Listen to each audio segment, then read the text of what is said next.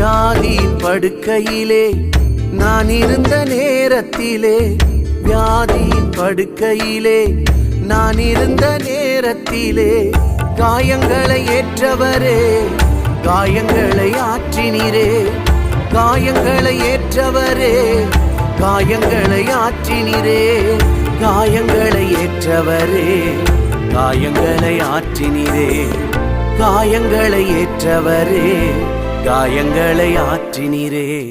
யாரும் இல்லை என்று நான் அழுத போது, தாயைப் போல என்னை தேடி வந்த தெய்வம் இயேசுதான், என் இயேசுதான், இயேசுதான், என் இயேசுதான்.